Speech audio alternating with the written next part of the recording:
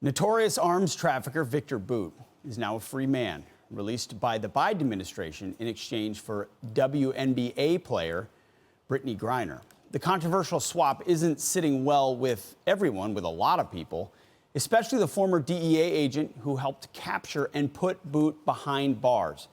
Joining us now with reaction is that very agent, Tom Pasquarello. Tom, thanks so much for being here. Tom, you did the work to put this guy away. Your reaction for the swap that happened? Well, just to be clear, it wasn't just myself. There was a team of DEA agents and also numerous countries. So there were actually a lot of people that had skin in this game as far as with the capture of Viktor Bout. But I think what's important is when DEA was tasked with capturing Viktor Bout, he was the second most wanted in the United States and in the world.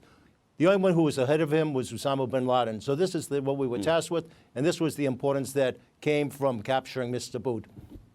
So give me your feeling. I mean, you can't. So what you're emphasizing is that you can't underestimate the value of this capture and the strategic importance to the United States, the lives that were saved of Americans as a result. So when you see him traded this way, what's your reaction? So in fact, I mean, as far as the trade is concerned, I understand we celebrate having an American that's been returned home, but I think what's important that we miss is that the mission was to free the Americans that are still over there that are being wrongfully detained. At the time, there were 5 U.S. citizens in Russia, in addition to Brittney Griner and Paul Whelan, that are over there that are being detained, as the State Department says, unlawfully. And the amount of effort and the amount of damage that Mr. Bout has created, he was the world's greatest prolific weapons trafficker in the world. It just wasn't in parity with having the trade for one person. We could have easily had different negotiations that took place where all 5 of the Americans being held in Russia could have been free during this transfer. So why don't you think we made that kind of trade? Why did we do a 1-for-1 for a basketball player instead of finding a way in a stronger position to get more Americans home? Well, at one point, and again, from some of the reports that came from the State Department, they did talk about the 2 prisoner exchanges. One prisoner was in Germany. He was involved in an assassination attempt, and apparently that was part of the deal, and that fell apart. But I think we almost have to look back at what happened with Trevor Reed and how that was handled with the Russians. I think there was a lesson learned that came from that. Even as far as the parity of how that trade had taken place, the person who was exchanged was a Russian pilot, Konstantin Yeroshenko. He was involved with the import or the conspiracy to import $100 million worth of cocaine into the United States from Liberia, over 2 tons of cocaine.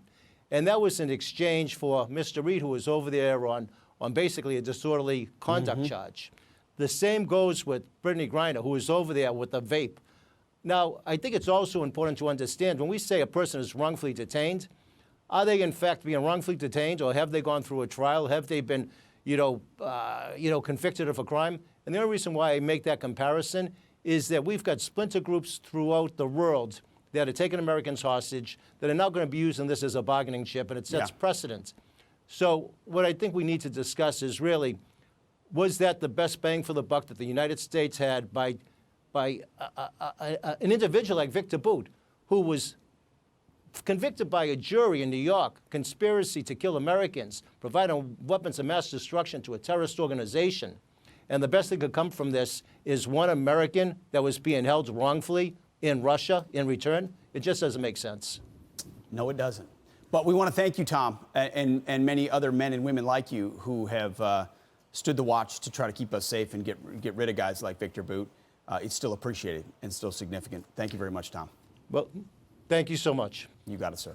I'm Steve Ducey. I'm Brian Kilmeade. And I'm Ainsley Earhart. And click here to subscribe to the Fox News YouTube page to catch our hottest interviews and most compelling analysis.